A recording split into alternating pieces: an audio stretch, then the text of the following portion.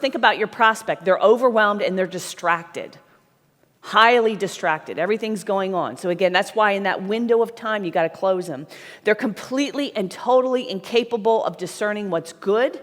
So if you don't shake that sense of this, what you've got is not good, they're not going to make the change.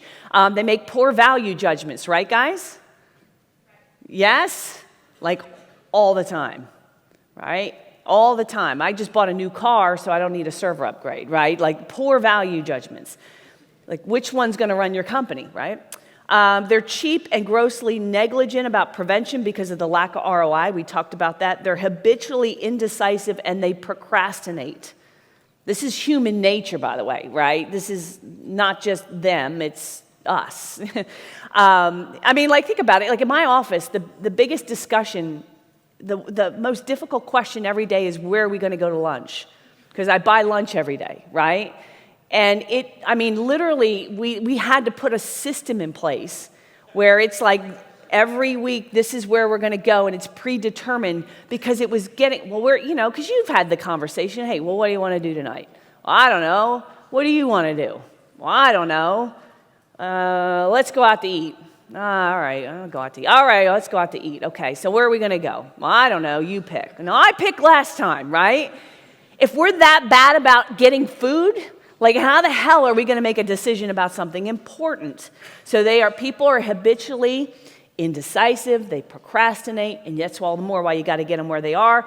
In the seminar, you got to get them closed, and they make decisions based on how they feel in the moment. And because prevention is an emotional sale, hear me, it's not logic.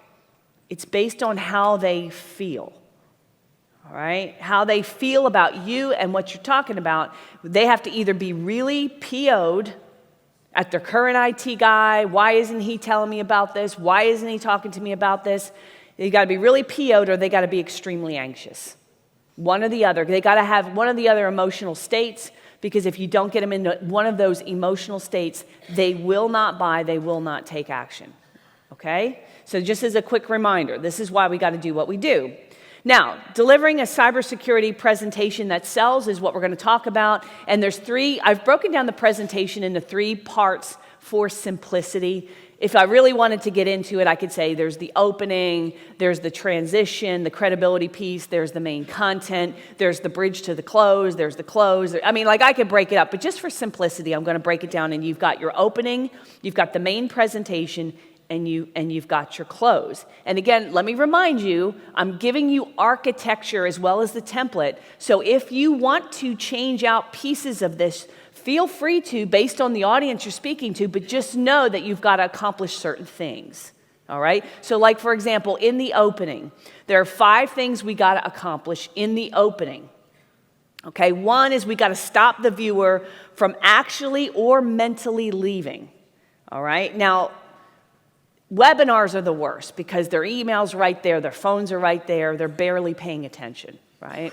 Not to say webinars are bad, because we do them, but my close rate on a webinar is going to be 5-10%, where in a room I can get 30-40% because I have more of a captive audience. But even when they come to a room and you think they drove across town, they booked this in their schedule, they're sitting there in the room, they maybe even paid money to be there, that they would be like paying attention, and they're not.